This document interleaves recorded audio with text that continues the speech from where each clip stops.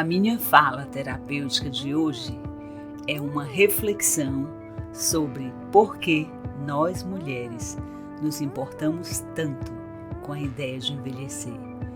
Eu sou Luíse Madeira, psicóloga, gravando para o New Me. Antes de começar a falar sobre as questões do feminino com o envelhecimento, eu queria lembrar aqui uma coisa muito importante, que o New Me é baseado em fatos reais.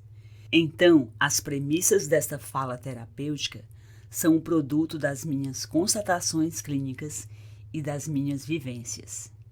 Estou dizendo isso porque as mudanças de perspectivas do feminino estão acontecendo com tanta rapidez que não dá tempo ter uma fala atualizada hoje, se não tiver havido, por parte de quem está falando, uma observação criteriosa de posturas e uma análise recente e atualizada dos conteúdos discursivos. Tenho colocado o meu foco, muito foco mesmo, na compreensão do feminino contemporâneo. Vou compartilhar sempre aqui, porque eu desejo muito que as falas terapêuticas gerem melhor qualidade de vida emocional para cada mulher que seja ouvinte do New Me e para cada homem que tenha o desejo de melhorar como parceiro em qualquer lugar onde ocorra essa parceria.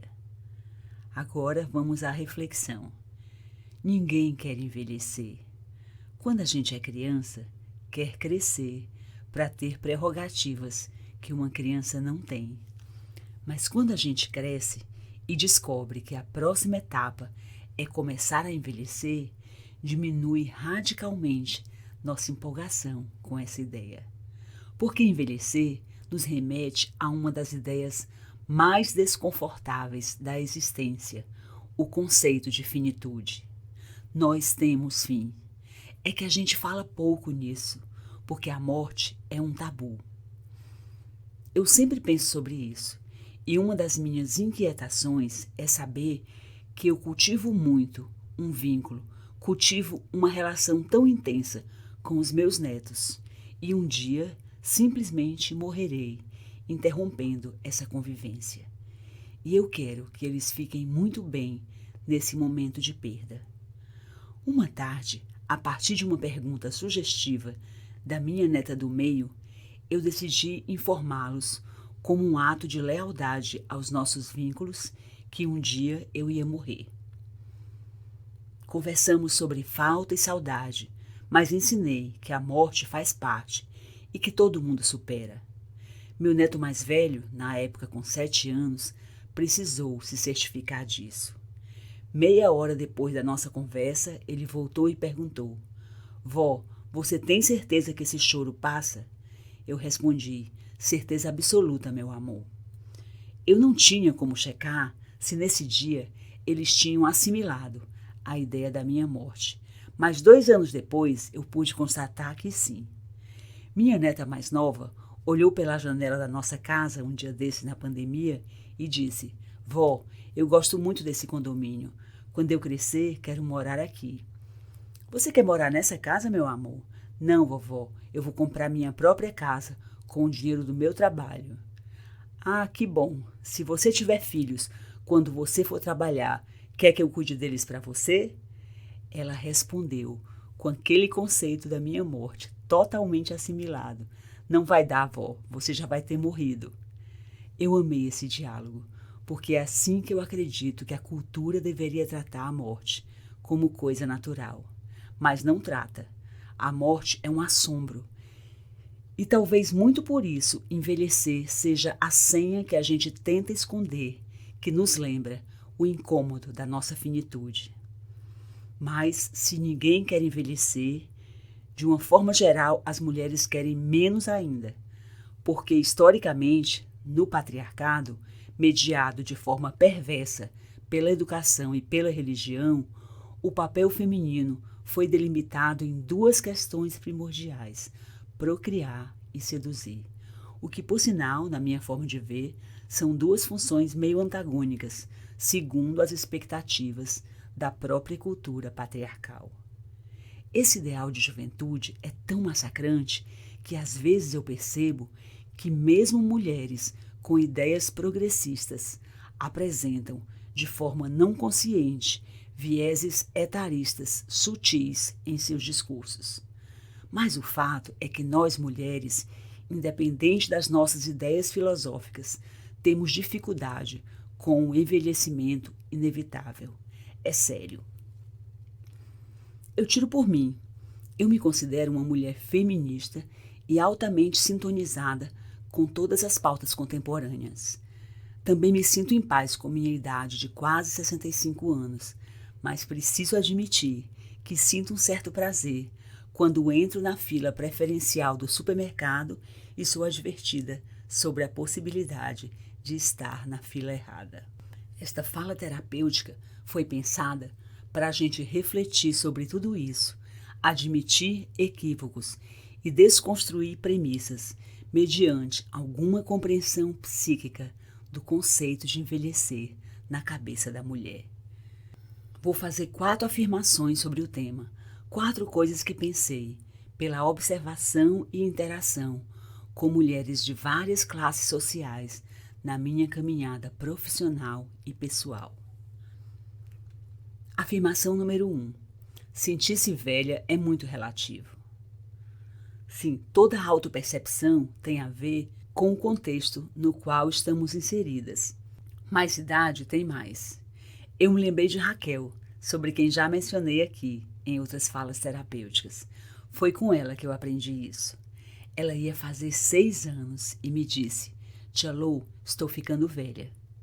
Quando eu quis saber por que se sentia assim, ela me deu a resposta que eu guardei para sempre, porque eu acho que todas as minhas amigas têm 5 anos. É isso, pensamos simbolicamente que todas as outras mulheres têm 5 anos, são mais jovens do que nós, e isso é um duplo equívoco. Primeiro, porque não é verdade. Segundo, porque pouco importa a idade das outras. Somos formadas na nossa própria história, na nossa vinculação com as mulheres adultas da nossa infância. E é nessa dinâmica que construímos nossa relação única e pessoal com o tempo. Não é que a nossa data de nascimento não interesse. Eu acho que ela importa, e muito, porque define padrões geracionais que precisam ser considerados. Mas o que faz diferença mesmo é o nosso jeito de viver a nossa idade. Escuto meninas jovens e belas dizendo amarguradas que estão ficando velhas. Eu sei o quanto isso tem a ver com essa comparação com a suposta perfeição que nos massacra no mundo digital. Mas isso comprova minha premissa de que sentir-se velha é muito relativo. E tudo isso é um paradoxo para mim. Quando eu era criança, as mulheres ficavam velhas muito mais cedo do que ficam hoje. Toda mulher de 50 anos usava um chemise amarrado com uma tira do mesmo tecido na cintura, se comportava de uma forma séria, uma verdadeira velhice. Mas quando eu era criança, por outro lado, uma mulher de 25 a 35 anos jamais se consideraria velha. Havia mais energia, muito mais fulgor na juventude.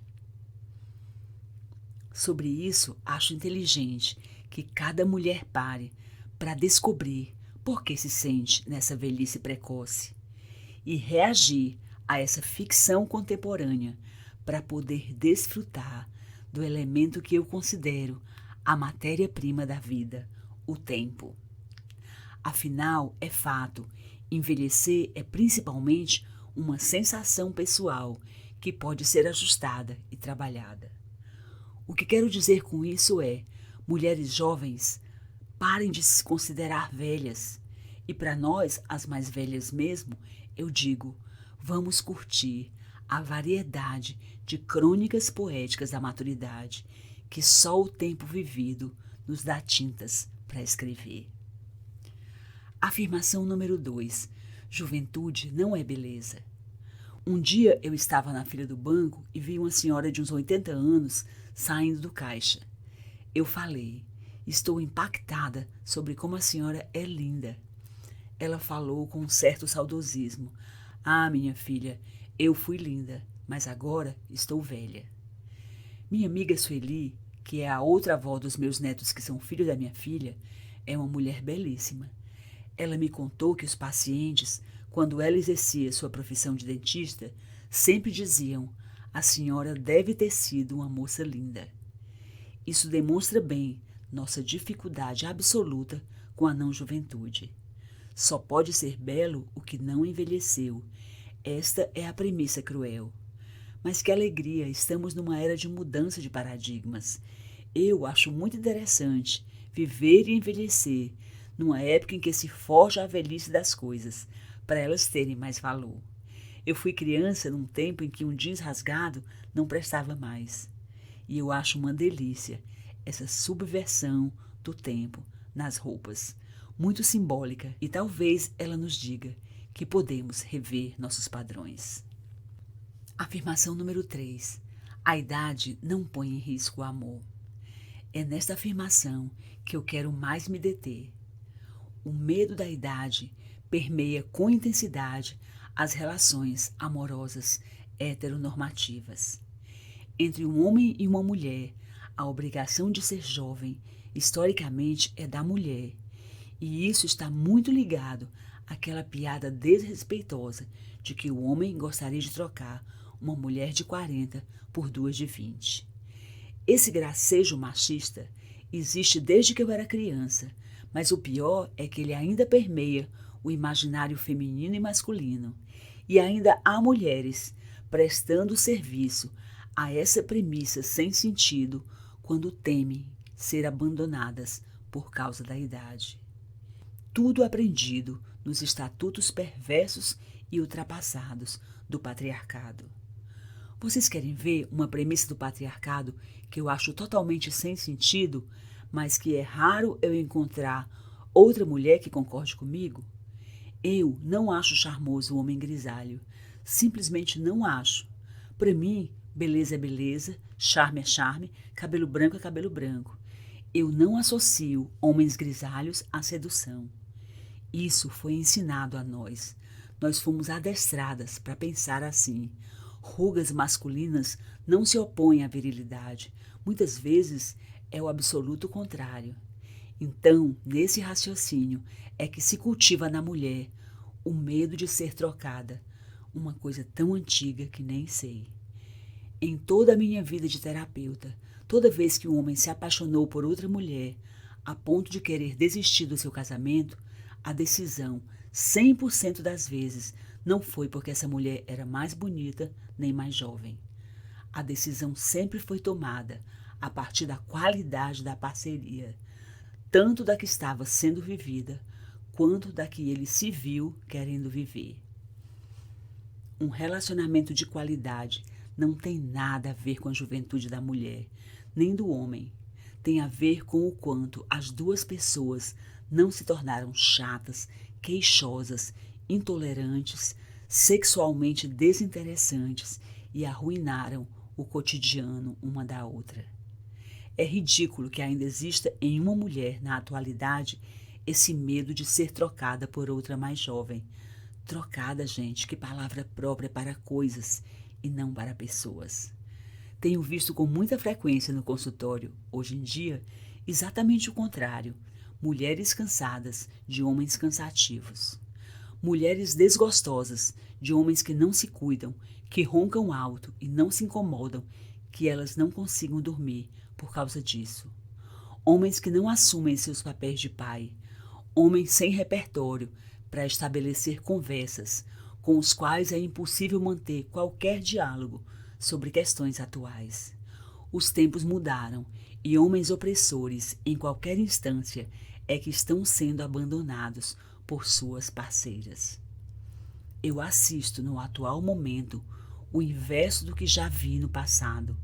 Muitas mulheres reclamando de sexo, demandando carícias, habilidade e buscando muito mais orgasmos cotidianos. É urgente que mudemos nossa forma de pensar. Envelhecer não é um verbo feminino. Aliás, até é um pouco, porque as mulheres sobrevivem mais em termos populacionais. Se olharmos ao nosso redor, veremos muito mais viúvas do que viúvos. Isso corrobora também para que a gente estabeleça mais implicações do feminino com a velhice. As questões sobre ser homem e ser mulher estão mudando radicalmente. E apesar de ainda haver muita desigualdade de gênero, estamos vendo as coisas com outro olhar. A concepção de envelhecimento da mulher precisa mudar também. Afirmação número 4. Estamos muito preocupadas com a nossa imagem, mas há coisas que nos envelhecem muito mais e não percebemos. A preocupação feminina com a própria imagem é um fenômeno sociocultural assustador. Antes da pandemia, os espelhos eram o nosso problema. Nesses 2 anos, por causa do trabalho online nas telas, fomos submetidas maciçamente ao confronto com a nossa cara na cara, várias horas por dia. Isso afetou muito a nossa autocrítica estética. Eu falei submetidas no feminino porque em todos esses 24 meses de atendimento online não vi nenhum homem, e olhem que eu atendo muitos, tentar diminuir sua imagem ou até encontrar um mecanismo de retirar seu rosto da sua própria tela. Já as mulheres fazem isso direto, numa exigência complexa que, é claro, vira pauta de sessão de terapia. Mas há coisas que nos envelhecem mais do que as rugas. Eu vou enumerar 7 dessas coisas agora. Ideias conservadoras deixam as pessoas muito envelhecidas. Importar-se com a opinião dos outros é uma forma de não-juventude. Falta de consciência ecológica nos faz parecer muito velhos. Gente que não recicla lixo, por exemplo, passa a ideia de ter nascido muitos anos atrás. Preconceitos. Gente preconceituosa parece muito antiga. Desinformação sobre mudanças de paradigmas socioculturais. Pessoas com as quais, por exemplo, gente jovem não consegue manter um diálogo interessante. Essas pessoas passam a ideia de serem ultrapassadas, e ser ultrapassado deveria ser mais preocupante do que ser velho. Falar de si, aquele tipo de pessoa que monopoliza as conversas e não pergunta nada sobre ninguém. Todo mundo escuta, mas é por educação, um certo respeito pela pessoa idosa. No fundo, todos gostariam mesmo era de sair correndo. Repetição, contar a mesma piada, a mesma história. A repetição, da qual nenhum de nós está livre, passa uma ideia de velhice extrema. Eu vou terminar esta fala terapêutica fazendo um convite à revisão dessas crenças. Nossas desconstruções contemporâneas das questões de gênero precisam nos abrigar fora da ideia de juventude. Toda vez que uma mulher entra em crise por causa da idade, ela presta uma homenagem ao patriarcado. Estou velha. Velha para quê? E para quem? Precisamos mesmo buscar conhecimento, cultivar autonomia, nos despir de preconceitos e atualizar a nossa forma de ver o mundo, para comungar com as novas gerações que poderão se beneficiar dessa troca lúdica conosco, determinada pela experiência que só o tempo vivido é capaz de proporcionar. Mas sim, esteticamente, vamos nos cuidar também da pele, do cabelo, do corpo. E sobre o nosso corpo, eu penso isso, precisamos cuidar, principalmente para não perder movimentos. Movimento, movimento constante, movimento de corpo, mente, alma, relacionamentos, sonhos e projetos pessoais. Isso sim é juventude.